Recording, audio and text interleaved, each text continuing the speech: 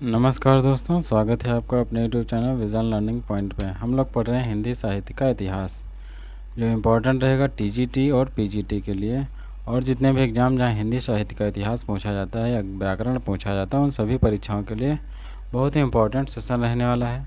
पूरे 125 क्वेश्चन होंगे, क्योंकि टीजीटी में या पीजीटी में 125 क्वेश्चन का जो है प्रश्न पत्र पूछा जाता है। तो उसी हिसाब से पूरे 125 क्वेश्चन होंगे, जो बहुत आपके लिए महत्वपूर्ण होंगे।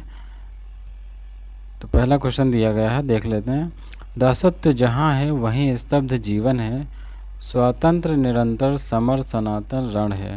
अब उपरोक्त पंक्ति रामधारी सिंह दिनकर की, देखिए जो पंक्तियां हैं रामधारी सिंह दिनकर की, निम्नलिखित कौन सी रचना से उद्धृत है। अब रचना पूछ रहा है, यानी कि किस रचना से ये पंक्तियां उद्धृत हैं, तो ये बताना है। तो 4 ऑप्शन दे रखे हैं, कुरुक्षेत्र, द्वंद्व गीत, परशुराम की प्रतीक्षा या हुंकार।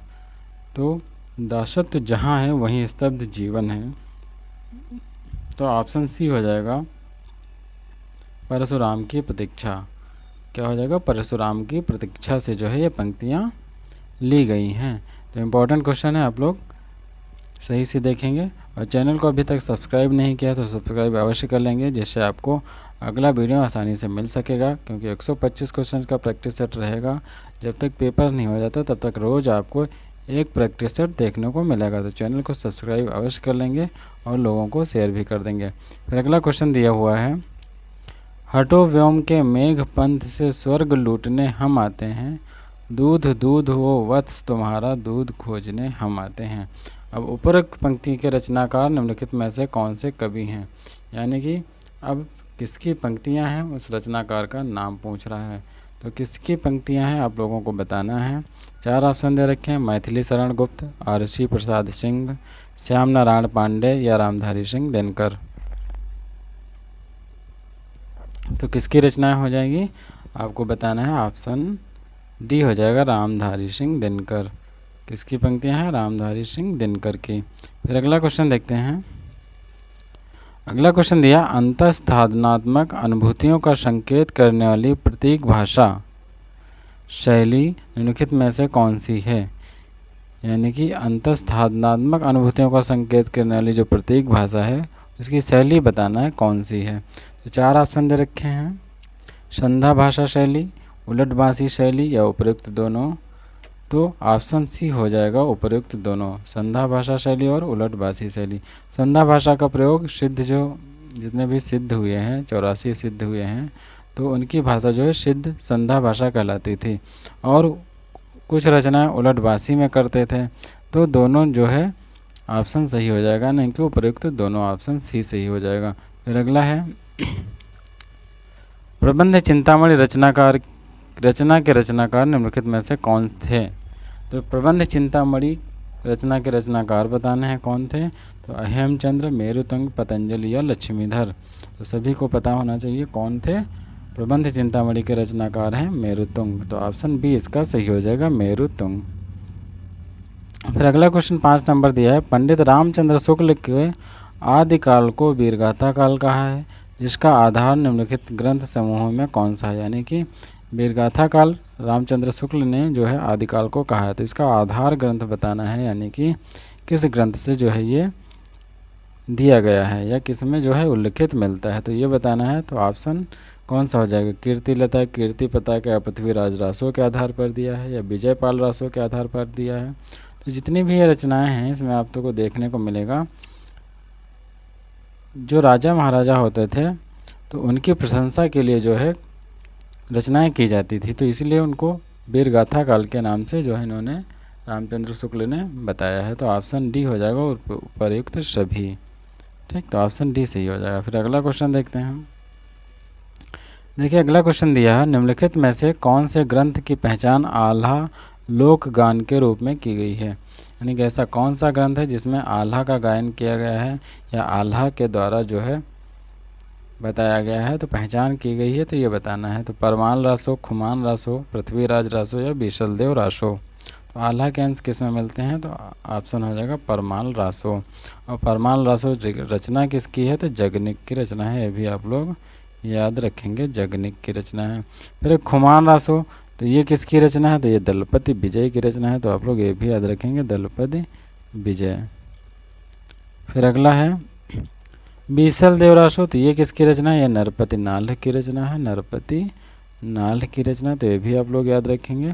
फिर पृथ्वीराज रासो, ये सभी को पता होगा, चंदर बरदाई की जो है ये रचना है। तो चारों ऑप्शन आप लोग अच्छे से देख लेंगे। वीडियो बहुत अच्छा रहेगा, सेशन 125 क्वेश्चन का रहेगा। चैनल को सब्सक्राइब अवश्य कर लेंगे, बहुत इंपॉर्टेंट सेशन रहेगा। और जो TGT PGT एग्ज़ाम होगा तब तक आपको लिए जो है ऐसे प्रैक्टिस सेट लाते रहेंगे।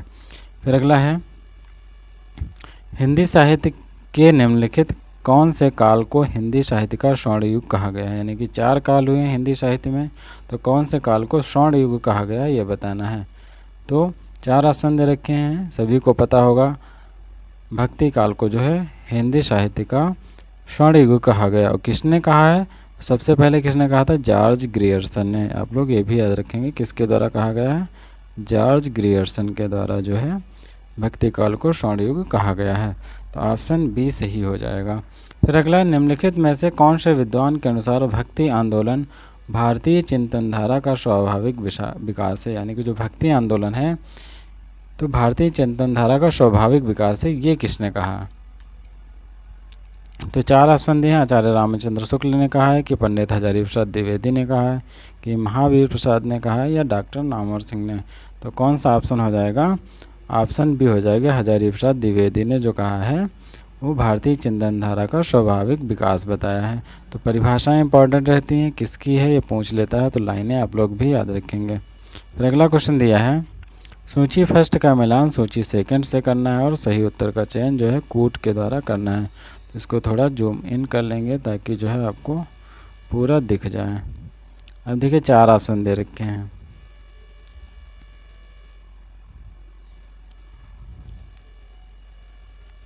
अब देख लेंगे 4 ऑप्शन दे रखे हैं।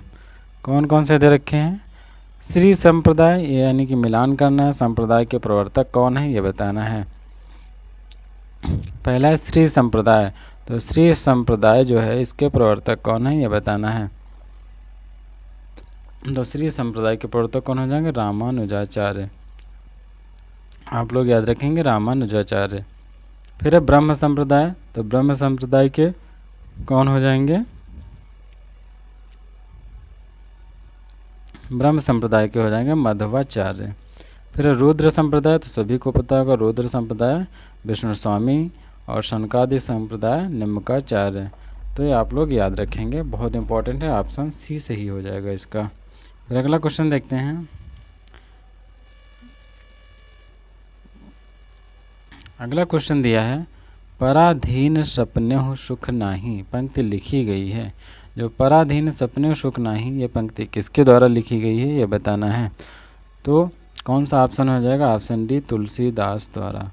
तुलसीदास द्वारा रचित रामचरितमानस के बाल कांड में यह पंक्ति लिखी हुई है, पराधीन सपने सुख नाही। यानी कि शिव पार्वती विवाह प्रसंग में पार्वती की माता ने कहा है, कत विधि सृजी नारी जग माही, पराधीन सपने सुख नाही। तो ऑप्शन डी जो है इसका सही हो जाएगा। फिर अगला क्वेश्चन है, कवि बनारसी दास की रचना अर्ध कथानक निम्नलिखित में से कौन सी साहित्यिक विधा है? यानी कि जो अर्ध कथानक रचना है ये कौन सी साहित्यिक विधा है ये बताना है। तो अर्ध कथानक ऑप्शन सी क्या हो जाएगा? आत्मकथा। तो विधाएं भी इंपॉर्टेंट रहती हैं, रचनाकार ना पूछ करके जो है विधाएं पूछ लेता है, तो विधाएं भी आप लोग अच्छे से तैयार करेंगे। फिर अगला है, हरिवंश राय बच्चन की आत्मकथा निम्नलिखित में से कौन सी पुस्तक है? आत्मकथा बताना है कौन सी पुस्तक है। तो क्या भूलूं क्या याद करूं, या नीड़ का निर्माण फिर, या बसेरे से दूर। तो कौन सा ऑप्शन हो जाएगा? तो इन्होंने अपनी आत्मकथा 4 खंडों में लिखी है, क्या भूलूं क्या याद करूं, नीड़ का निर्माण फिर, बसेरे से दूर। तो उपयुक्त सभी हो जाएगा, ऑप्शन डी इसका जो है उपयुक्त सभी। और एक इसका देखिए 3 दिए हैं, एक और इसमें है प्रवासी की डायरी। तो 4 भाग में लिखी है, तो 4 खंड आप लोग याद रखेंगे। 3 तो ये लिखे हैं, चौथा क्या हो जाएगा? प्रवासी की डायरी। फिर अगला क्वेश्चन दिया है, निम्नलिखित में से कौन कहानीकार नहीं थे? मोहन राकेश, राजेंद्र यादव, कमलेश्वर, या डॉक्टर नामवर सिंह। कौन कहानीकार नहीं थे ये बताना है। तो कौन सा ऑप्शन हो जाएगा? डॉक्टर नामवर सिंह, यानी कि ये कहानीकार नहीं थे। फिर अगला क्वेश्चन देखते हैं, ये भी कूट के माध्यम से है, तो देख लीजिए क्या दिया हुआ है। निम्नलिखित में कौन से नाटक मोहन राकेश के द्वारा लिखित हैं? कूट के द्वारा सही उत्तर बताना है। दिया है आषाढ़ का एक दिन, लहरों के राजहंस, या आधे अधूरे, या अंधा युग। तो कौन से नाटक लिखे हैं इनके द्वारा? तो ऑप्शन कौन सा हो जाएगा? 1, 2 व 3। आषाढ़ का एक दिन, लहरों के राजहंस और आधे अधूरे, ये तीनों नाटक किसके द्वारा लिखे हैं? तो मोहन राकेश द्वारा। ऑप्शन सी इसका सही हो जाएगा। फिर अगला क्वेश्चन देखते हैं, इसका भी मिलान करना है, तो इसको छोटा कर लेंगे ताकि पूरा आ जाए, और छोटा करना पड़ेगा। अब देखिए दिया हुआ है, सूची फर्स्ट का मिलान सूची सेकंड से कीजिए और सही उत्तर का चयन कीजिए। अब देखिए रचनाएं दी गई हैं, उनकी प्रकाशन तिथि से जो है इसको मिलाना है। फर्स्ट दिया है आषाढ़ का एक दिन, तो आषाढ़ का एक दिन सन 1958 में। कब? सन 1958। फिर है मादा कैक्टस, तो मादा कैक्टस कब प्रकाशित हुआ? तो 1959 में प्रकाशित हुआ। फिर है अंधा युग, तो अंधा युग का प्रकाशन कब है? तो सन 1955 हो जाएगा, कारवां बच गया, तो ये हो जाएगा 1971। अब देखिए ऑप्शन जो सी है इसमें 2 बार 1 लिख गया है, तो यहाँ पे आप लोग 3 कर लेंगे और ऑप्शन सी जो है इसका सही हो जाएगा। फिर अगला क्वेश्चन देखते हैं,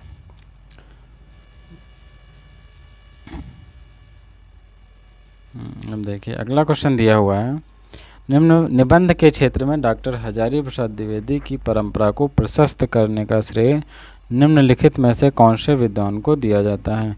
यानी कि जो हजारी प्रसाद द्विवेदी की परंपरा है इसको प्रशस्त करने का श्रेय किसे दिया जाता है, ये बताना है। तो कौन सा ऑप्शन हो जाएगा? 4 ऑप्शन दिए हैं, तो ऑप्शन बी हो जाएगा विद्याश्री निवास। क्या हो जाएगा? विद्यानिवास मिश्र। ठीक। फिर अगला है क्वेश्चन, निम्नलिखित में से कौन से विद्वान ने अपने जीवन को सपाट समतल मैदान बताया है? कौन से विद्वान ने बताया है? तो ऑप्शन ए है प्रेमचंद्र, निराला, रामचंद्र शुक्ल, या भारतेंदु हरिश्चंद्र। तो बहुत इंपॉर्टेंट, बहुत प्रसिद्ध उपन्यासकार, कहानीकार कौन हो जाएंगे? मुंशी प्रेमचंद। तो ऑप्शन ए इसका सही हो जाएगा। फिर अगला क्वेश्चन है, प्रेमचंद्र द्वारा लिखित कलम का सिपाही लेखन की कौन सी विधा है? अब देखिए विधा पूछ रहा है, तो कौन सी विधा में लिखा गया कलम का सिपाही, ये बताना है। तो सभी को पता होगा ये एक जीवनी है, तो जीवनी विधा इसकी हो जाएगा कलम का सिपाही। फिर नीचे दिए गए विकल्प में से तत्सम शब्द का चयन करना है। अब तत्सम और तद्भव आ गया क्वेश्चन, तो ये बताना है। तो तत्सम शब्द कौन से होते हैं? जो संस्कृत से शब्द लिए जाते हैं उनको हम तत्सम शब्द कहते हैं, और तद्भव जो संस्कृत के शब्द में थोड़ा सा जो बदलाव करके हम प्रयोग करते हैं। तो पड़ोसी, बहू, शहीद और गोधूम, तो कौन सा होगा? गोधूम हो जाएगा। इसका अर्थ क्या होता है? गेहूँ। तो जो हो ये क्या हो जाएगा? तत्सम हो जाएगा। फिर अगला क्वेश्चन देखते हैं, अगला क्वेश्चन दिया है, निम्नलिखित में कौन से देश के लोग पाली को मागधी कहते थे? यानी कि जो पाली भाषा है इसको मागधी भाषा कौन से देश के लोग कहते थे, ये बताना है। तो ऑप्शन कौन सा हो जाएगा? श्रीलंका, यानी कि ऑप्शन बी हो जाएगा। फिर अगला क्वेश्चन देखते हैं, अब देखिए कूट वाला क्वेश्चन है। अब देखिए, भाषा विज्ञान ने निम्नलिखित में से कौन सी बोली को प्राकृत के भेद स्वरूप स्वीकार किया है? कूट के द्वारा चयन कीजिए। देखिए पैसाची, मागधी, अर्धमागधी, महाराष्ट्री और सौरसैनी, ये 5 भाषा समूह हैं। तो इसमें से प्राकृत भेद स्वरूप के रूप में किसको स्वीकार किया गया है, ये बताना है। तो कौन सा ऑप्शन हो जाएगा? 4 ऑप्शन दे रखे हैं, तो ऑप्शन डी हो जाएगा उपर्युक्त सभी। उपर्युक्त सभी, तो इम्पोर्टेंट क्वेश्चन आप लोग याद रखेंगे। फिर है सौरसैनी प्राकृत निम्नलिखित में से कौन से क्षेत्र की भाषा थी? जो सौरसैनी प्राकृत है तो कौन से क्षेत्र की भाषा, ये बताना है। तो क्षेत्र बताना है, सौरसैनी कौन से क्षेत्र में बोली जाती है? तो मगध, अंग, मथुरा या उज्जैन। तो ऑप्शन सी हो जाएगा मथुरा। कहाँ हो जाएगा? मथुरा। फिर लहंदा एवं पंजाबी भाषा को निम्नलिखित में कौन से अपभ्रंश का प्रकार माना जाता है? जो लहंदा और पंजाबी भाषा है जो पंजाब क्षेत्र में बोली जाती है, किस अपभ्रंश का जो है प्रकार माना गया है, ये बताना है। तो 4 ऑप्शन है, शौरसेनी, पैशाची, ब्राह्मण या अर्धमागधी। तो कौन सा आंसर हो जाएगा? पैशाची अपभ्रंश। तो ऑप्शन बी जो है इसका सही हो जाएगा, पैशाची अपभ्रंश। फिर अगला क्वेश्चन देखते हैं। अगला क्वेश्चन दिया है, हिंदी, हिंदू और हिंदुस्तान शब्द निम्नलिखित में कौन से भाषा के हैं? हिंदी, हिंदू और हिंदुस्तान किस भाषा के हैं? तो सभी को पता होगा ये फारसी भाषा के शब्द हैं। ऑप्शन सी इसका सही हो जाएगा। फिर 25 नंबर है, तुर्क हिंदुस्तानिंदी में हिंदवी गो से जवाबे। उपरोक्त पंक्ति के रचनाकार निम्नलिखित में से कौन से हैं? तो पंक्ति के रचनाकार पूछ रहा है, तो ये किसकी पंक्तियाँ हैं? अमीर खुसरो की।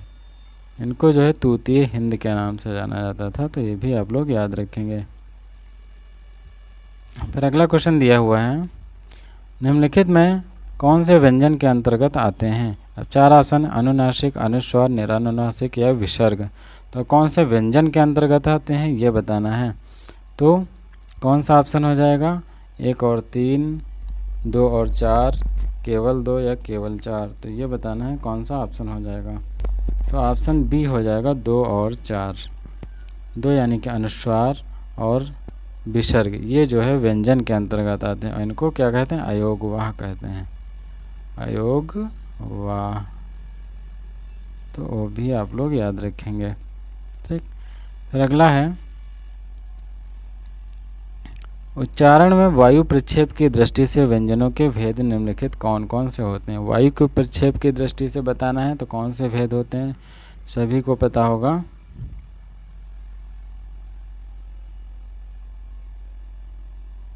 चार ऑप्शन दे रखे हैं, अल्प प्राण, महाप्राण, घोष या अघोष। अब इसको कूट के द्वारा मिलान करना है, तो कौन सा हो जाएगा ये बताना है। तो इसका ऑप्शन सी हो जाएगा, 1 व 2 दोनों, यानी कि अल्प प्राण और महाप्राण, ठीक। फिर अगला क्वेश्चन दिया है, अधिकतर संयुक्त ध्वनियाँ मिलती हैं।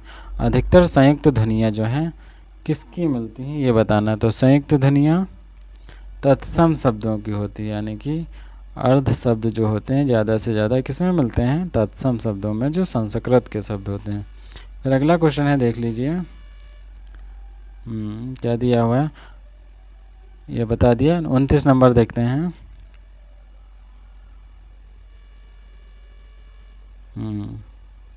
निम्नलिखित में दीर्घ स्वर संधि का उदाहरण बताना है। क्या बताना है? दीर्घ स्वर संधि। अब दीर्घ स्वर संधि कौन सी होती है ये सभी को पता होगा। जब सेम अक्षर मिल जाए, जैसे आ प्लस आ, या बड़ा आ प्लस बड़ा आ, या छोटा आ, या ई प्लस ई, या ऊ प्लस ऊ, ये जब शब्द मिलते हैं तो उनको हम दीर्घ स्वर संधि कहते हैं। समान अक्षर जब मिलते हैं तो इनको दीर्घ स्वर संधि कहते हैं। तो किस में है? सिर्फ विद्या में आ है, अर्थी में आ है, तो आ प्लस आ, ऑप्शन ए हो जाएगा विद्यार्थी। ये दीर्घ स्वर संधि का उदाहरण है। फिर अगला है 30 नंबर, निम्नलिखित में उत्क्षिप्त व्यंजन का उदाहरण। अब देखिए उत्क्षिप्त नहीं होता, उत्क्षिप्त होता है, उत्क्षिप्त, ठीक। उत्क्षिप्त व्यंजन का उदाहरण बताना है, कौन सा हो जाएगा? सड़क, गाड़ी पकड़ना या चढ़ाना। तो उत्क्षिप्त व्यंजन का उदाहरण कौन सा हो जाएगा? 4 ऑप्शन दे रखे हैं, तो ऑप्शन डी हो जाएगा उपयुक्त सभी। ये जो ड़ा लगा है, और ढा, ये ड़ा और ढा क्या होते हैं? उत्क्षिप्त व्यंजन कहलाते हैं। तो ये चारों में दे रखे हैं, तो उपयुक्त सभी हो जाएगा, ठीक। अब अगला क्वेश्चन है, इसको भी कूट के माध्यम से मिलाना है। दांत और जीभ के स्पर्श से बोले जाने वाले वर्ण निम्नलिखित में से हैं। दांत और जीभ के स्पर्श से जो बोले जाते हैं वो कौन से हैं ये बताना है। ता, ला, रा या शा। कूट के माध्यम से बताना है, तो 1, 2 व 4, ऑप्शन डी हो जाएगा। ता, ला और शा, ये जो है दांत और जीभ के स्पर्श से बोले जाते हैं। इनको दंत स्वर भी कहते हैं, क्या है? दंत व्यंजन। फिर है अतिथि का वर्ण विच्छेद बताना। तो वर्ण विच्छेद सभी को आता होगा। पहले क्या है?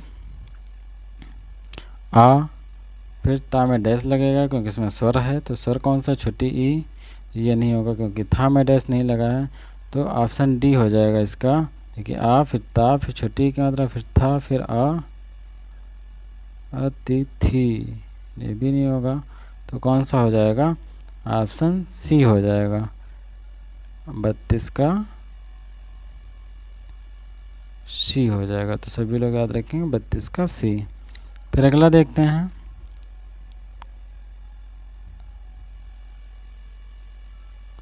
एक बार चेक कर लेंगे। अतिथि 32 का सी नहीं, 32 का बी होगा, और था में डैश लगा लेंगे तो 32 का बी हो जाएगा, क्योंकि इसमें बीच में आ गया तो ये नहीं होगा। ठीक।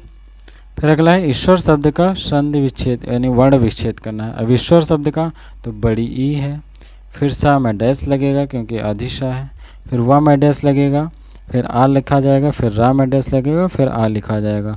तो कौन सा हो जाएगा, सभी को पता है कौन सा हो जाएगा, ऑप्शन ए हो जाएगा, ऑप्शन ए। ठीक। फिर नीचे दिए गए शब्दों में सही अनुनासिक शब्द छांटना है। अनुनासिक शब्द कौन सा होता है, सही वाला ये बताना है।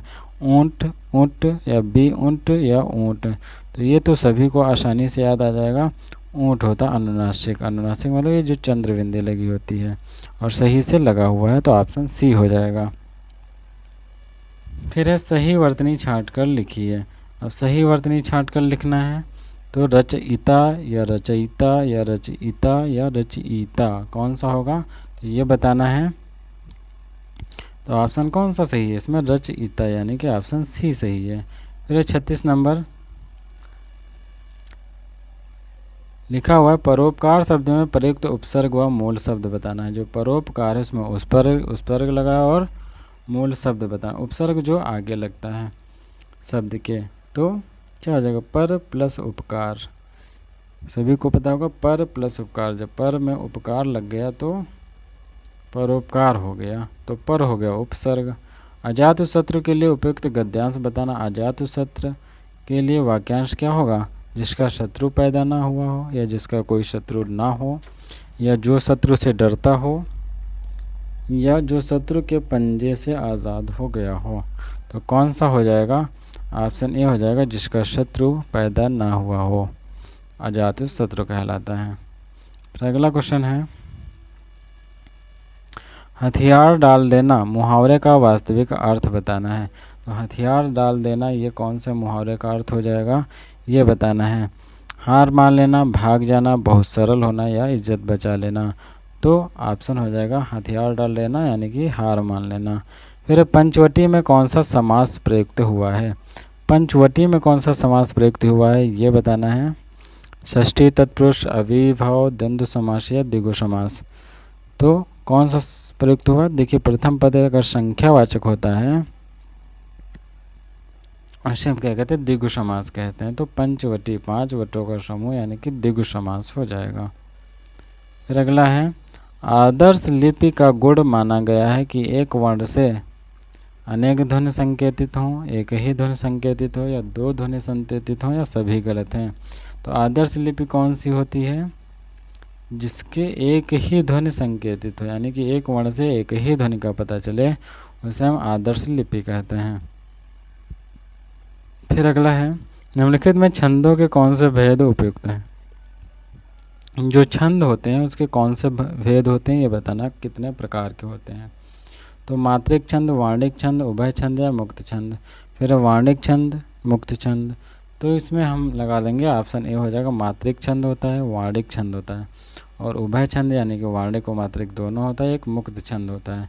इसमें वार्णिक और मात्रिक जो है हम नहीं बता सकते, इसलिए ये फर्स्ट ऑप्शन सही हो जाएगा। फिर जहाँ वाक्य की गति अंतिम रूप ले ले और विचार के तार एकदम टूट जाए, वहाँ निम्नलिखित में कौन से चिन्ह का प्रयोग किया जाता है। वाक्य की गति अंतिम रूप ले ले यानी कि वाक्य पूर्ण हो जाए और उसके आगे अगर हमें ना बोलना हो, विचार के तार टूट जाए, तो उसे हम कौन सा विराम चिन्ह का प्रयोग करेंगे, ये बताना है।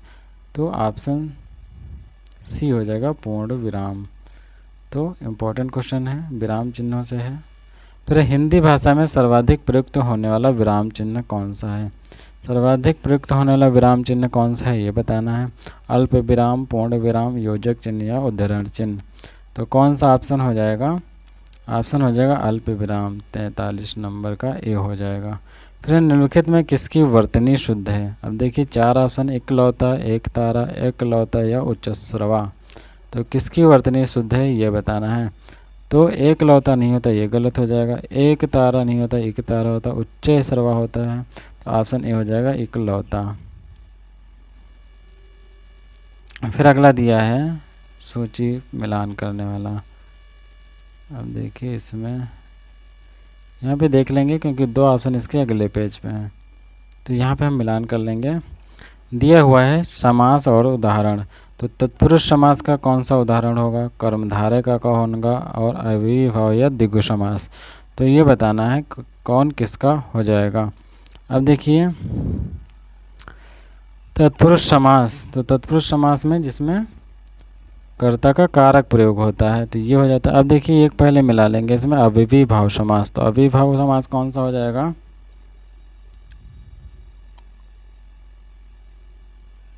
रातों रात, क्या हो जाएगा, रातों रात, ठीक। फिर द्विगु समास क्या हो जाएगा, तो द्विगु समास क्या होता है ये बता दीजिए। अब देखिए इसमें कुछ हमें लग रहा है द्विगु समास, यहाँ पे कुछ गड़बड़ दे रखा है। कर्मधारय समास क्या हो जाएगा, भवसागर, कौन सा हो जाएगा, भवसागर। और तत्पुरुष समास हो जाएगा काम चोर, यानी कि काम से जी चुराने वाला, तो शे इसमें कर्ता कारक आ गया। अब दिन भर में भी अव्ययीभाव समास है, ठीक, यहाँ पे द्विगु समास नहीं होगा, लेकिन इसमें दे रखा है तो इस हिसाब से इसको मिला देंगे जो बच गया, लेकिन ऑप्शन बी इसका सही हो जाएगा, ठीक। फिर अगला देखते हैं, थोड़ा जूम कर लेंगे। देखिए दिया हुआ है निम्नलिखित में आकारांत संज्ञा का उदाहरण बताना है, माया, शोभा, रेणु या रचना। आकारांत संज्ञा बताना है तो कौन सा हो जाएगा, ऑप्शन कोड के माध्यम से बताना है तो बी हो जाएगा 1 व 2। आकारांत यानी कि बड़ा आ की मात्रा किस में आ रही है, माया में आ रही, माया, तो माया में आ रही है, और शोभा इसमें आ रही है, तो ये आकारांत का उदाहरण हो जाएगा, ठीक। फिर अगला क्वेश्चन देखते हैं, निम्नलिखित में कौन सा शब्द पुल्लिंग नहीं है ये बताना है, तो कौन सा शब्द पुल्लिंग नहीं है, तो दमन, विवाह, कृपा या सागर। तो कौन सा शब्द पुल्लिंग नहीं है, तो कौन सा ऑप्शन हो जाएगा, कृपा। कृपा जो है जैसे आपकी कृपा बनी रहे, तो आप क्या हो जाएगा, स्त्रीलिंग शब्द है, तो कृपा पुल्लिंग नहीं है। फिर निम्नलिखित में से कौन सा शब्द पुल्लिंग है, अब 4 ऑप्शन दे रखे हैं, इसमें पुल्लिंग शब्द कौन सा ये बताना है, पूर्णिमा, कुंडली, विसर्जन या शक्ति। तो बाकी तीनों क्या हैं, स्त्रीलिंग है, लेकिन विसर्जन जो है तो ये पुल्लिंग शब्द है। फिर अगला क्वेश्चन देखते हैं, सर्वनाम ने कितने कारकों का प्रयोग किया जाता है, जो सर्वनाम होता है उसमें कितने कारकों का प्रयोग किया जाता है ये बताना है।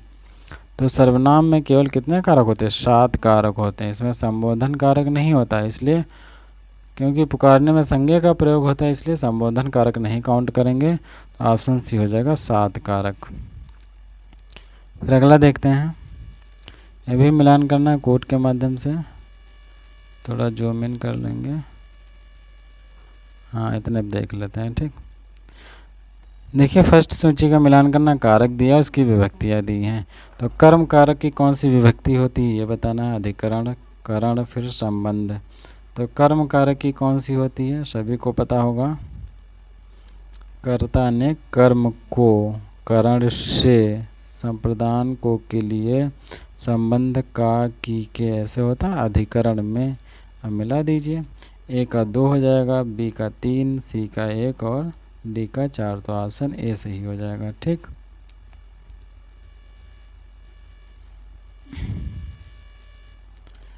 फिर है हिंदी में कुल कितने सर्वनाम हैं, तो ये बहुत इंपॉर्टेंट क्वेश्चन है, कई बार पूछा जा चुका है। हिंदी में कुल कितने सर्वनाम हैं, 11 सर्वनाम हैं। कौन कौन से हैं एक बार सुन लेंगे, मैं, तू, आप, यह, वह, जो, सो, कोई, कुछ, कौन, क्या, ये 11 जो हैं सर्वनाम हैं। फिर है निम्नलिखित में कौन सा सर्वनाम का भेद नहीं है, सर्वनाम के भेद पूछ रहा, कौन सा नहीं है, प्रश्नवाचक, विस्मयवाचक, अनिश्चयवाचक या पुरुषवाचक। तो सर्वनाम का भेद कौन सा नहीं हो जाएगा, अनिश्चयवाचक जो है सर्वनाम का भेद नहीं है। फिर अगला क्वेश्चन देखते हैं, अगला क्वेश्चन दिया निम्नलिखित में कौन से संख्यावाचक विशेषण के भेद हैं, परिणामबोधक, निश्चित संख्यावाचक, अनिश्चित संख्यावाचक या उपयुक्त सभी। तो संख्यावाचक विशेषण के भेद बताना है, तो कौन सा हो जाएगा, ऑप्शन डी हो जाएगा, उपयुक्त सभी, यानी कि परिमाण बोधक भी होते हैं, निश्चित संख्यावाचक और कुछ अनिश्चित संख्यावाचक होते हैं। तो ऑप्शन डी सही हो जाएगा। फिर अगला क्वेश्चन है, क्रिया की समाप्ति निकट भूत में होने से तात्पर्य निम्नलिखित में से किससे संबंध है। निकट भूत में क्रिया जो है संपन्न हो रही है, तो कौन सा प्रकार हो जाएगा भूतकाल का, ये बताना है। तो सामान्य भूत, आसन्न भूत या संदिग्ध भूत या पूर्ण भूत। तो ऑप्शन क्या हो जाएगा, आसन्न भूत। कौन सा हो जाएगा, आसन्न भूत। वह अभी अभी गया है, तो आसन्न भूत हो गया इस तरह से। फिर अगला क्वेश्चन, किसी भाषा के मूल शब्द को किस नाम से जाना जाता है। ये सभी को पता होगा। किसी भाषा का अगर मूल शब्द है तो किस नाम से जाना जाएगा, तत्सम। तत्सम से जाना जाएगा। फिर मिलान करना है सूची फर्स्ट का सूची सेकंड से। अब देखिए 4 ऑप्शन दे रखे हैं इसको, हाँ अब यहाँ देख लेंगे। सूची फर्स्ट का सूची सेकंड से मिलान करना है। शब्द भेद और शब्द दिए हैं। तत्सम इसमें कौन सा होगा, तद्भव, देशज और विदेशज, ये बताना है। तो तत्सम शब्द भक्त दिया है, तद्भव भात, देशज लोटा हो जाएगा, विदेशज अमीर हो जाएगा। तो ऑप्शन ए हो जाएगा। ए का 1, बी का 2, सी 3 और डी 4। तो ऑप्शन ए आप लोग याद रखेंगे। फिर अगला क्वेश्चन है, यहाँ पे कोट द्वारा है, दिया निम्नलिखित में से जो वाक्य शुद्ध हैं उनका चयन कोड के माध्यम से करें। बंदूक एक बहुत ही उपयोगी शस्त्र है। श्री कृष्ण के अनेकों नाम हैं। बाघ और बकरी एक घाट पर पानी पीती हैं, वहाँ भारी भीड़ लगी थी। तो कौन सा हो जाएगा ये बताना है। तो कौन सा सही है। बंदूक एक बहुत ही उपयोगी शस्त्र है। शस्त्र नहीं होगा, अस्त्र होगा, क्योंकि हाथ से चलाया जाता है तो अस्त्र हो जाएगा। श्री कृष्ण का अनेकों नाम नहीं होगा, अनेक नाम होगा। बाघ और बकरी एक घाट पर पानी पीती है, नहीं पीते हैं, तो सही हो जाता है। तो ऑप्शन यानी कि केवल 4 नंबर सही, वहाँ भारी भीड़ लगी थी। तो ऑप्शन सी हो जाएगा केवल 4। ठीक, तो इम्पोर्टेंट है, आप लोग देख लेंगे। फिर है, निम्नलिखित में कौन सा गंगा का पर्यायवाची नहीं है। तो गंगा का पर्यायवाची कौन सा नहीं, ये बताना है। देवंदी, जानवी, ध्रुवनंदा या जीवनोदक। तो गंगा का पर्यायवाची कौन सा नहीं है, तो जीवनोदक नहीं है, बाकी जो है गंगा के पर्यायवाची हैं। तो इम्पोर्टेंट क्वेश्चन है, चैनल को सब्सक्राइब अवश्य कर लेंगे और बेल आइकन भी दबा लेंगे। लोगों को शेयर भी कर दें ताकि और लोग भी जो है अपनी तैयारी कर सकें। 125 क्वेश्चन रहेंगे हर वीडियो में, आपको आगे से जो है 125 क्वेश्चन मिलेंगे। पीछे कुछ वीडियोज़ पढ़े हैं जिसमें कुछ कम क्वेश्चन हैं, लेकिन वो भी इंपॉर्टेंट क्वेश्चन पढ़े हैं, तो आप पीछे प्लेलिस्ट जाकर देख सकते हैं। फिर निम्नलिखित में कौन सा महादेव का पर्यायवाची नहीं है। महादेव का पर्यायवाची कौन सा नहीं, ये बताना है। ईश, चंद्रशेखर, माधव या भव। तो महादेव का पर्यायवाची नहीं है, तो ऑप्शन सी हो जाएगा माधव। माधव जो है महादेव का पर्यायवाची नहीं है, ये कृष्ण जी का पर्यायवाची है। जिसके हृदय में ममता नहीं हो उसे क्या कहते हैं। तो जिसके हृदय में ममता नहीं हो उसे क्या कहेंगे, निर्दय, निर्मम, निर्भय या निर्मूल। तो क्या हो जाएगा, निर्मम। ऑप्शन बी हो जाएगा निर्मम, जिसके मन में ममता नहीं है।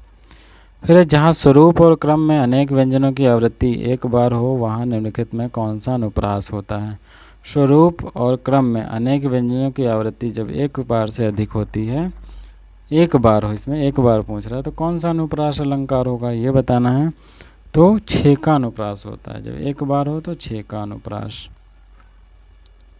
फिर दिया हुआ है, निज मन मुकुर सुधार में कुल कितनी मात्राएं हैं। तो मात्राएं गिनना सभी को आता होगा। छोटा स्वर होता है, यानी कि प्लुत स्वर होता है, तो एक मात्रा गिनते हैं। अब देखिए छोटी की मात्रा एक मात्रा है, ज में एक मात्रा, माँ में एक मात्रा, ना में एक मात्रा, तो 1 2 3 4 ऐसे हो जाएंगे। 2 3 4 5 6 7 8 2 10 1 11। तो कितनी मात्राएं हैं, 11 मात्राएं हैं। बड़ा की मात्रा लगी है तो उसको 2 मात्राएं गिने, बाकी सभी एक एक गिने, तो मात्राएं कितनी हो गई, 11 मात्राएं। फिर निम्नलिखित में कौन सा मात्रिक अर्ध सम छंद नहीं है। अर्ध सम मात्रिक छंद कौन सा नहीं है, ये बताना है। तो अर्ध सम मात्रिक छंद कौन सा नहीं है, हरि गीतिका। ये जो है अर्ध सम नहीं सम मात्रिक छंद है, तो हरि गीतिका ऑप्शन डी सही हो जाएगा। फिर रसास्वादन से तात्पर्य बताना है। रसास्वादन से क्या तात्पर्य है किसी रस से भरा होना, किसी विषय में मस्त रहना, किसी रस का उपभोग करना या किसी बात में रुचि लेना। तो रसास्वादन का मतलब हो जाएगा किसी रस का उपभोग करना, ऑप्शन सी।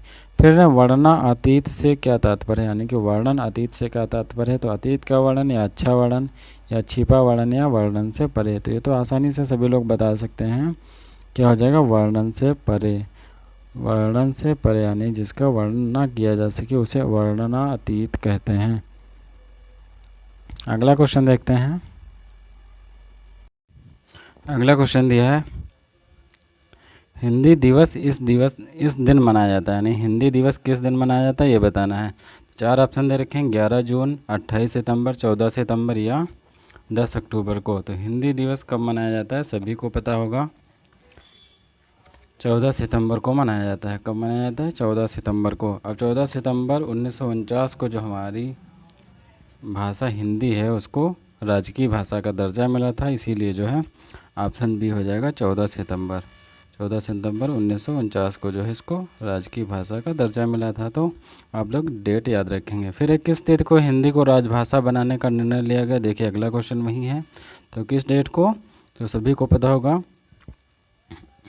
14 सितंबर 1949, अभी बताया 14 सितंबर 1949, ठीक। फिर अगला क्वेश्चन देखते हैं, दिया हुआ है, भाषाई आधार पर सर्वप्रथम किस राज्य का गठन हुआ था। तो बहुत इंपॉर्टेंट क्वेश्चन है, भाषाई आधार पर सर्वप्रथम किस राज्य का गठन हुआ था, सभी को पता होगा, ऑप्शन डी हो जाएगा आंध्र प्रदेश। किसका गठन हुआ था, आंध्र प्रदेश का गठन हुआ था। फिर निम्नलिखित में से कौन सी पश्चिमी हिंदी की बोली नहीं है, पश्चिमी हिंदी की कौन सी बोली नहीं ये बताना है। 4 ऑप्शन है, बुंदेली, ब्रज, कन्नौजी या बघेली। तो पश्चिमी हिंदी में 5 बोलियां आती हैं, तो उसमें से बुंदेली है, ब्रज है, कन्नौजी है, एक है खड़ी बोली, एक है बांगरू, और ये जो डी है ये बघेली। ये जो है पश्चिमी हिंदी की बोली नहीं है, ये पूर्वी हिंदी की बोली है। कौन सी, पूर्वी हिंदी की बोली है। पूर्वी हिंदी में 3 बोलियां आती हैं, कौन कौन सी, अवधी, बघेली और छत्तीसगढ़ी। तो ऑप्शन डी इसका सही हो जाएगा। फिर भाषा की आत्मा किसे माना जाता है, क्वेश्चन है भाषा की आत्मा किसे माना जाता है ये बताना है। 4 ऑप्शन है, शब्द को, शब्द एवं अर्थ को, या अर्थ को, या उपयुक्त, तो दोनों गलत हैं। तो भाषा की आत्मा किसको माना जाता है, तो अर्थ को माना जाता है। अर्थ जो है भाषा की आत्मा होती है। अर्थ में परिवर्तन अनेक दिशाओं में होता है, यह परिवर्तन अर्थ विस्तार, अर्थ संकोच और अर्थादेश और अर्थोकर्ष के कारण होता है। तो भाषा की आत्मा क्या हो जाएगी, अर्थ हो जाएगी। फिर है, श्रेष्ठ कुल में जन्म लेने वाले व्यक्ति को क्या कहा जाता है, सभी को पता होगा, श्रेष्ठ कुल में जन्म लेने वाले व्यक्ति को क्या कहा जाता है, कुलीन कहा जाता है। ऑप्शन ए हो जाएगा कुलीन। फिर है, जो पूजा योग्य हो उसे क्या कहते हैं। 4 ऑप्शन है, पूजनीय, या पूज्य, या पूजनीय, या पूजनीय। तो कौन सा हो जाएगा, ऑप्शन बी हो जाएगा पूज्य। जो पूजा योग्य हो वो पूज्य होता है, ठीक। फिर अगला क्वेश्चन दिया है, साहित्यकार की रचना करने की इच्छा कहलाती है। जो साहित्यकार होता है उसकी रचना करने की इच्छा क्या कहलाती है ये बताना है। तो सर्जना, मुमूर्षा, मुमुक्षा या शिश्रिच्छा। तो क्या हो जाएगा ऑप्शन ए हो जाएगा सर्जना। फिर रिक्त स्थान की पूर्ति सही विकल्प से कीजिए। चमड़ी जाए पर ना जाए, तो क्या ना जाए, पैसा, इज्जत, पगड़ी या दमड़ी। तो कौन सा ऑप्शन हो जाएगा, चमड़ी जाए पर दमड़ी ना जाए। तो ऑप्शन डी सही हो जाएगा। फिर है, निम्न में से कृतवाच्य का चयन कीजिए। अब कृतवाच्य का चयन करना है। मोहन पुस्तक पढ़ता है, आपके द्वारा मालूम हुआ, नींद नहीं आती है, पुस्तक पढ़ी दी। कृतवाच्य में कर्ता की प्रधानता होती है, तो ऑप्शन ए हो जाएगा मोहन पुस्तक पढ़ता है, यानी कि मोहन इसमें करता है इसलिए कर्तवाच्य हो गया। फिर राम घर गया, उसने माँ को देखा का संयुक्त वाक्य बनाना है। संयुक्त वाक्य बनाना है तो दोनों वाक्यों को जोड़ करके एक वाक्य बनेगा। तो ये बताना है संयुक्त वाक्य कौन सा हो जाएगा। राम ने घर जाकर माँ को देखा, या राम घर गया और उसने माँ को देखा। राम घर गया अतः उसने माँ को देखा, या इनमें से कोई नहीं। तो देखिए संयुक्त वाक्य में बीच में और शब्द लग जाता है, तो राम घर गया और उसने माँ को देखा, ऑप्शन बी हो जाएगा, ठीक। फिर निम्नलिखित में से वाक्य के शुद्ध रूप का चयन कीजिए। वाक्य के शुद्ध रूप का चयन करना, बैल और बकरी घास चरती है, बैल और बकरी घास चरते हैं, या चरता है या करती है, तो कौन सा हो जाएगा? सभी को पता है, ऑप्शन बी हो जाएगा। बैल और बकरी घास चरते हैं। जब दो लोग हो जाते हैं तो क्रिया किसी एक के लिए ना हो करके दोनों के लिए आती है, तो चरते हो जाएगा। ठीक। फिर गूलर का फूल होना का अर्थ क्या है? तो गूलर का फूल होना का अर्थ क्या हो जाएगा? कभी कभी दिखाई देना, या स्पष्ट ना दिखाई देना, या कभी भी दिखाई ना देना, या व्यर्थ की बात करना। तो गूलर का फूल होना हो जाएगा स्पष्ट दिखाई ना देना। क्या हो जाएगा? स्पष्ट नहीं, सॉरी माफ़ करेंगे, ये नहीं होगा। गूलर का फूल होना का अर्थ हो जाएगा कभी कभी दिखाई देना, यानी कि कभी कभी दिखाई देना। ठीक। अब अगला क्वेश्चन देखते हैं। ठन ठन गोपाल का क्या अर्थ है? क्वेश्चन दिया है ठन ठन गोपाल का क्या अर्थ है, तो ये बताना है। देखिए लिखा है कंगाल, धनवान, बेकार या समय आने पर मुकर जाना। तो ठन ठन गोपाल का अर्थ हो जाएगा कंगाल। ठीक। फिर अगला, थाली का बैंगन से क्या अभिप्राय है? क्वेश्चन है थाली के बैंगन से क्या अभिप्राय है? तो थाली का बैंगन होता है गोल मटोल चौड़ा होना या सिद्धांतहीन व्यक्ति होना। तो ऑप्शन हो जाएगा सिद्धांतहीन व्यक्ति होना, ऑप्शन ए हो जाएगा। फिर 100 शयाने एक मत का अर्थ क्या है? 100 शयाने एक मत, तो कुछ भी निश्चय न कर पाना, ज़्यादा चालाक होना, या अच्छे विचारों में भिन्नता होना, या बुद्धिमानों के विचार एक से होते हैं। तो 100 शयाने एक मत का अर्थ हो जाएगा बुद्धिमानों के विचार एक से होते हैं। फिर अगला क्वेश्चन देखते हैं। अगला क्वेश्चन दिया है चरण में मात्राओं की संख्या कम से अधिक के आधार पर मात्रिक छंदों का सही अनुक्रम कौन सा है? कम से अधिक बताना है, यानी कि कम, उससे ज़्यादा, फिर उससे ज़्यादा, कौन से क्रम में जो है इसमें दिया है, तो ये बताना है। रोला, गीतिका, चौपाई या पीयूष वर्धक, या गीतिका, चौपाई, पीयूष वर्धक, या चौपाई, पीयूष वर्धक, रोला या गीतिका, ये बताना है। तो ऑप्शन डी हो जाएगा चौपाई, फिर पीयूष वर्धक, फिर रोला और गीतिका। चौपाई में 16 मात्रा है, पीयूष वर्धक में उससे ज़्यादा, फिर रोला, फिर गीतिका। फिर है निम्नलिखित में किस छंद के प्रत्येक चरण में कुल 15 वर्ण होते हैं और 7-8 वर्णों पर यति होती है? इंद्रवज्रा, द्रुत विलंबित, मालिनी, वसंत लतिका। 4 ऑप्शन दिए हैं, कौन सा हो जाएगा? ऑप्शन सी हो जाएगा मालिनी। फिर चौपाई के प्रत्येक चरण में मात्राएं होती हैं। तो चौपाई के प्रत्येक चरण में कितनी मात्राएं होती हैं? सभी को पता होगा, चौपाई 16 मात्राएं होती हैं। फिर कनक, कनक से 100 गुनी मादकता अधिकाय, वह खाए बौराए जग या पावे बौराए। यहाँ नर है तब भी कोई बात नहीं, लेकिन इसमें अलंकार बताना है तो सभी को पता होगा। कनक, कनक, यहाँ पे 2 अर्थ हैं कनक के, इसलिए 2 या 2 से अधिक अर्थ होते हैं, तो कौन सा हो जाता है? यमक अलंकार। और इसमें देखिए यमक अलंकार की जगह चमक लिख गया है, तो इसको सही कर लेंगे यमक अलंकार। ठीक। तो ऑप्शन बी हो जाएगा यमक अलंकार। ठीक। फिर अगला क्वेश्चन है निम्नलिखित में कौन सा एक बिरह काव्य है? संदेश रासक, परमाल रासो, पृथ्वी राज रासो, या इनमें से कोई नहीं। तो बिरह काव्य बताना है कौन सा इसमें से है, तो संदेश रासक। संदेश रासक के रचयिता कौन है? अब्दुल रहमान। तो अब्दुल रहमान इसके रचयिता हैं, आप लोग ये भी याद रखेंगे। संदेश रासक एक बिरह काव्य है। ठीक। फिर आदिकालीन साहित्य का रूप निम्नलिखित में कौन सा है? सिद्ध साहित्य, नाथ साहित्य, रासो साहित्य, या उपर्युक्त तीनों। आदिकाल में किस साहित्य की रचनाएं होती थी, ये बताना है।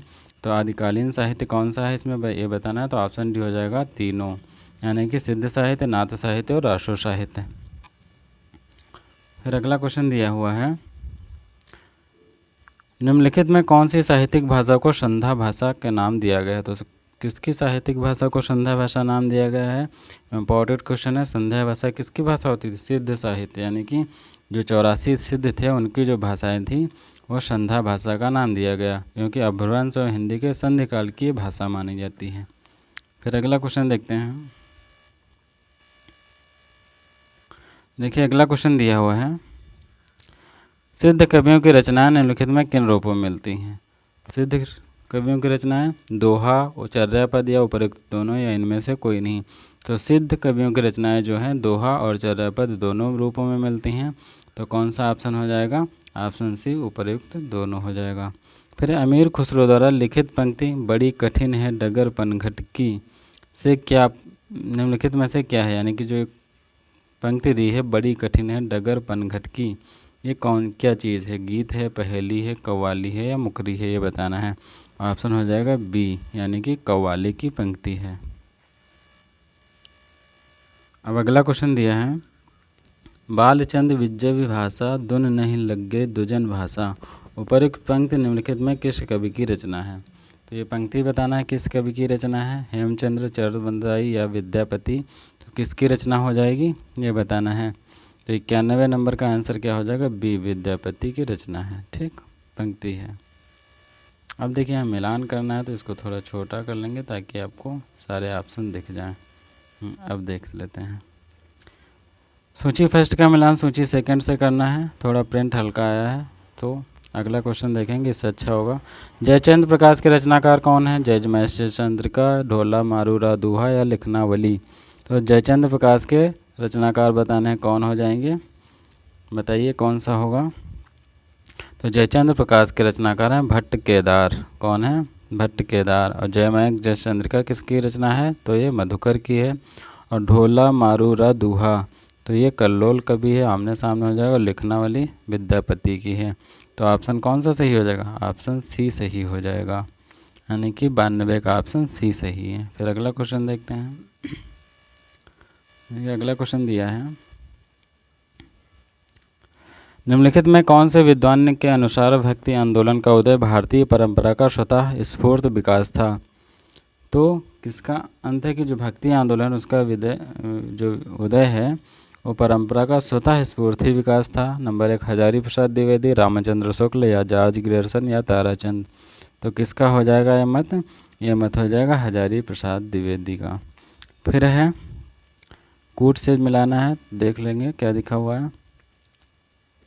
निम्नलिखित में कौन सा ग्रंथ प्रबंधात्मक काव्य कृति का उदाहरण है? प्रबंधात्मक यानी कि प्रबंध कौन सा है? तो पद्मावत, रामचरितमानस, कवितावली या गीतावली, कौन सा है इसमें यह बताना है।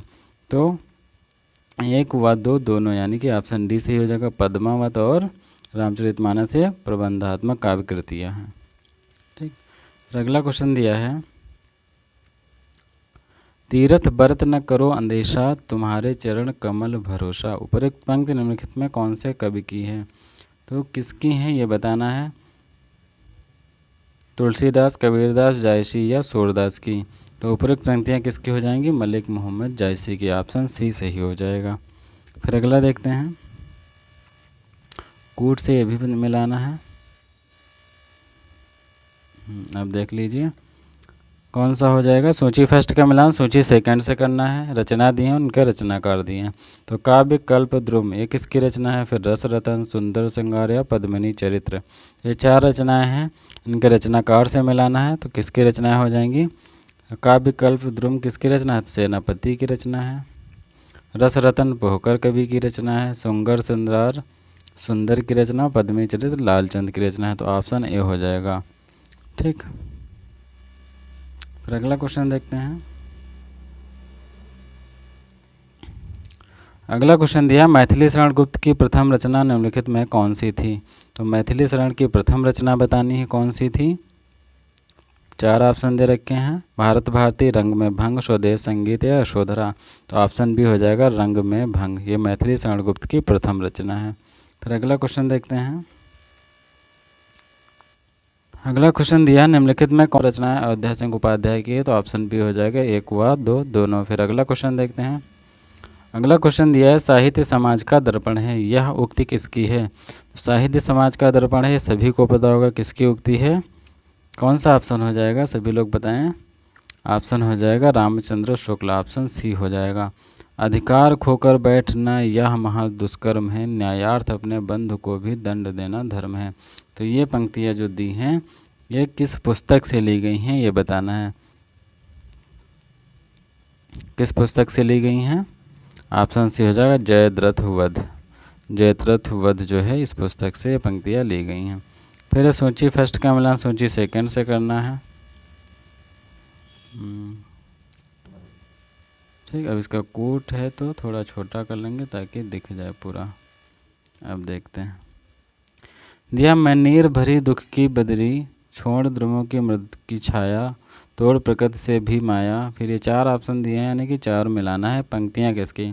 मैं नीर भरी दुख की बदली, ये पंक्तियाँ किसकी हो जाएंगी? महादेवी वर्मा की फर्स्ट लाइन हो जाएगी। ठीक। छोड़ द्रुमों की मृदु छाया, तोड़ प्रकृति से भी माया, ये किसकी पंक्तियाँ हो जाएंगी?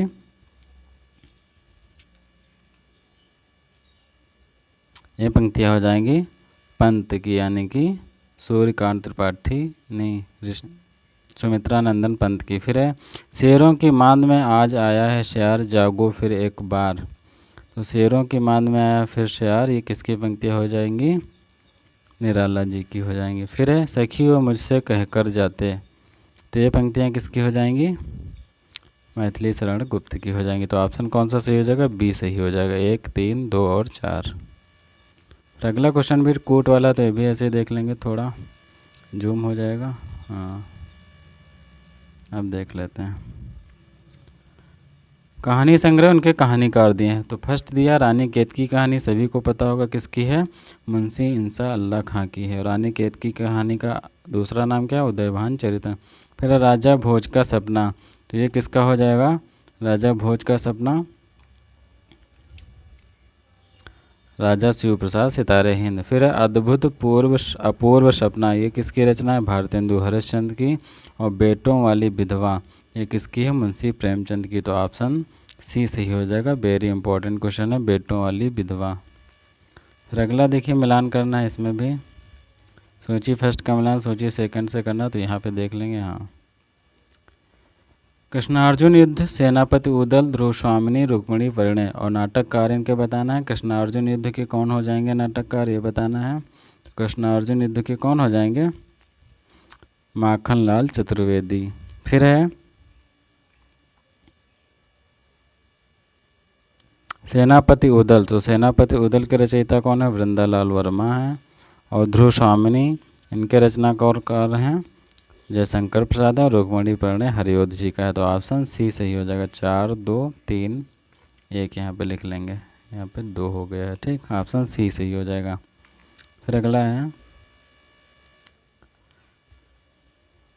फिर मिलान करना है। तो मूल नाम इधर दिया है, इधर उपनाम दिया है। तो वाल्मीकि किसका उपनाम है? विद्यापति किसका है? सैयद इब्राहिम और मलिक मोहम्मद।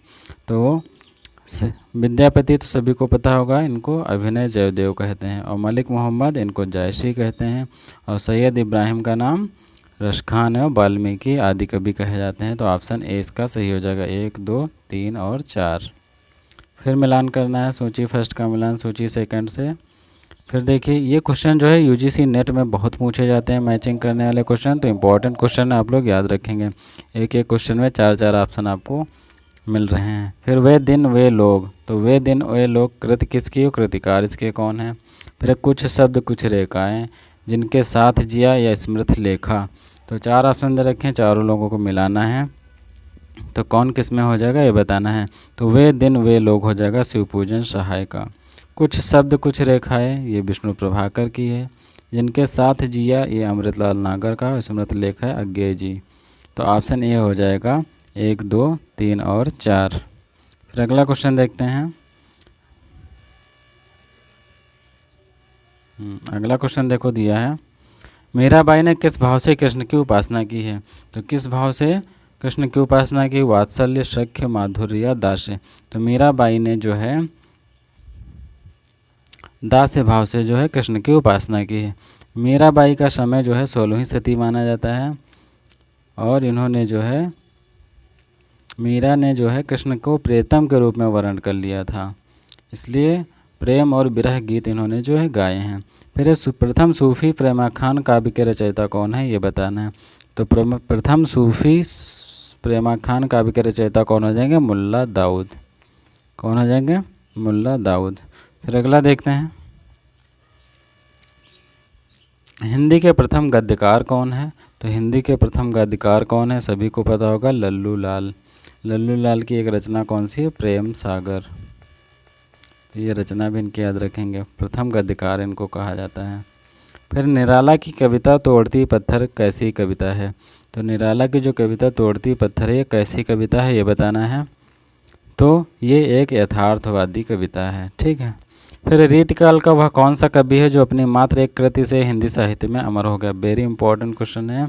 एक मात्र कृति से हिंदी साहित्य में अमर हो गया, ये बताना है। तो कौन सा हो जाएगा? बिहारी। इनकी एक कृति है मात्र कौन सी? बिहारी सतसई, इसमें 700 से अधिक दोहे हैं। तो इनकी एक मात्र कृति है जो इसी से ये अमर हो गए। फिर है प्रकृति का सुकुमार कवि किसे कहा जाता है? तो सभी को पता होगा, प्रकृति का सुकुमार कवि सुमित्रा नंदन पंत को कहा जाता है।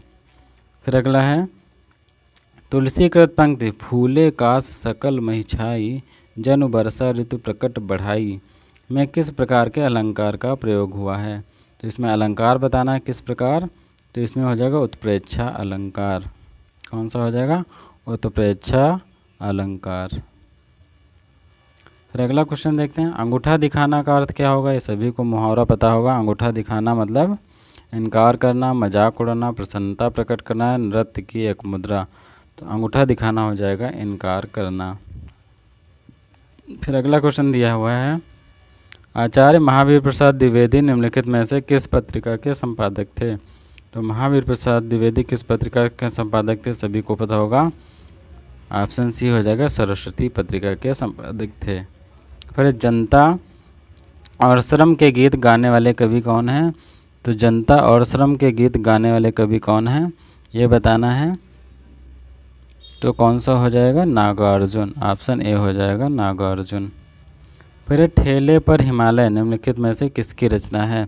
तो ठेले पर हिमालय किसकी रचना है? सभी को पता होगा, धर्मवीर भारती की रचना है। फिर न्यूरिया निम्नलिखित में से किस उपन्यास का पात्र है? न्यूनिया होगा यहाँ पे, न्यूनिया किस उपन्यास का पात्र है, ये बताना है। तो न्यूनिया जो है वाणभट्ट की कथा का पात्र है। और ये किसकी रचना है? तो ये हजारी प्रसाद द्विवेदी की रचना है, ये भी आप लोग याद रखेंगे, हजारी प्रसाद द्विवेदी की रचना है। ठीक, फिर अगला क्वेश्चन देखते हैं, निम्नलिखित में से कौन मुख्यतः कृषक जीवन के रचनाकार हैं? कृषक जीवन के रचनाकार कौन है, ये बताना है।